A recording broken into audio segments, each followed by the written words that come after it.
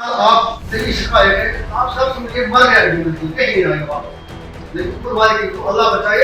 हम मोदी जी के डराने से डरे नहीं, हम उससे नहीं कहेंगे मोदी जी डरो मत, डराओ मत। आपका नया कश्मीर का सारा नारा फेल हो गया है।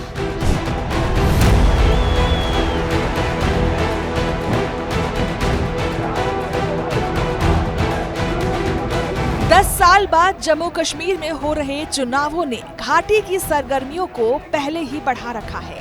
इस बीच उमर अब्दुल्ला को 2 लाख वोटों से हराने वाले बारामूला सांसद राशिद इंजीनियर भी सलाखों से बाहर आ गए हैं, जिससे कश्मीर का सियासी पारा परवान चढ़ गया है।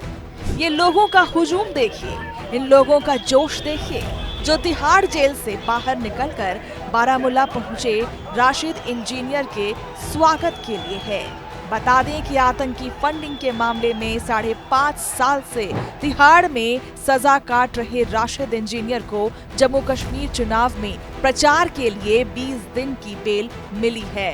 बुधवार को जेल से निकलने के बाद आज गुरुवार को राशिद इंजीनियर जब बारामूला पहुंचे तो पहला हमला पीएम मोदी पर ही बोला। साथ ही ये भी कहा कि वो कमजोर नहीं हुए हैं। मैं आप सबका बेहद मशकूर हूँ, मैं आप सबका बेहद मशकूर हूँ। आप यहाँ पर थे, मैं कश्मीर और कश्मीरी को सिर्फ ये पैगाम देना चाहता हूँ कि हम बिल्कुल कमजोर नहीं हैं। कश्मीर के लोगों की जीत होगी, जम्मू कश्मीर के लोग सच्चाई पर हैं और मोदी जी ने, नरेंद्र मोदी ने 5 अगस्त 2019 को जो भी फैसले लिए वो हमें हरगिज मंजूर नहीं है। उसके लिए चाहे इंजीनियर रशीद को तिहाड़ भेजो या आप उससे भी कहीं आगे भेजो, चाहे जो मर्जी है वो कर लो, जीत हमारी होगी, सच्चाई हमारी होगी। हालांकि जिस राशिद इंजीनियर को खुद के प्रचार के लिए जेल से जमानत नहीं मिली थी, उसे जम्मू कश्मीर के चुनाव के लिए जमानत मिल गई है, जिसे लेकर घाटी की सियासत गरमाई हुई है, खासकर कश्मीर के इलाके की,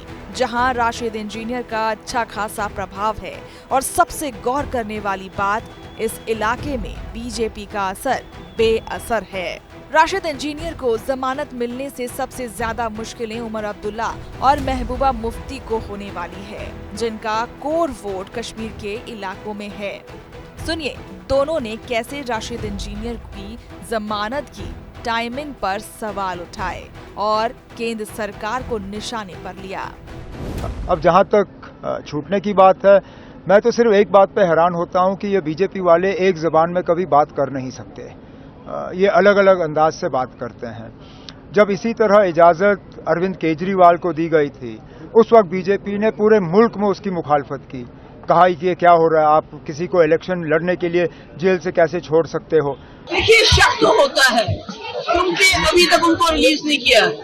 इलेक्शन आपने देखा होगा कि जो जेलों में हमारे नौजवान हैं, उनके माँ बाप उनसे मिलने नहीं देते, उनको किसी किस्म की आसाइश नहीं दी जाती है। और इंजीनियर साहब न सिर्फ खुद जेल से इलेक्शन लड़े, बल्कि उनको कैंडिडेट ढूंढने की भी जरूरत नहीं पड़ती। एजेंसीज खुद उनके कैंडिडेटों का इंतखाब करके उनको मैदान में खड़ा करती है वोट काटने के लिए। तो इतना पैसा कहाँ से आता है? हमारे पास तो हमारे कैंडिडेट्स के पास कोई, उनके पास में पैसा कहाँ से आता, गाड़ियाँ कहाँ से आती है? वो तो कुछ जेल में थे, ये कैंडिडेट किसने खड़े किए? सुना, राशिद इंजीनियर के जेल से बाहर आने से नेशनल कॉन्फ्रेंस और पीडीपी में कैसी खलबली मची हुई है। उनकी टेंशन का सबसे बड़ा कारण ये भी है कि राशिद ने 35 से 40 सीटों पर चुनाव लड़ने का ऐलान किया है और लोकसभा चुनाव में उमर अब्दुल्ला को हराने के बाद राशिद इंजीनियर का असर जम्मू कश्मीर में जिस कदर बढ़ा है, उससे लगता है कि घाटी के इस्लामिक कट्टरपंथी और अलगाववादी विचारधारा को मानने वाले का बड़ा तबका राशिद के पाले में जा सकता है। इससे बीजेपी को तो सीधा कोई फायदा नहीं होगा, लेकिन हाँ, उमर अब्दुल्ला और महबूबा मुफ्ती की ताकत कम हो सकती है। ऐसे में बीजेपी जम्मू के भरोसे जम्मू कश्मीर में बड़ी पार्टी उभर कर आ सकती है, लेकिन ये सभी फिलहाल कयास ही हैं। आपको क्या लगता है, क्या राशिद इंजीनियर को किसी रणनीति के तहत जमानत मिली है? क्या राशिद के आने से उमर अब्दुल्ला और महबूबा मुफ्ती कमजोर हो जाएंगे? ये हमें कमेंट करके बताएं और देश दुनिया की तमाम खबरों के लिए देखते रहिए एबीपी लाइव।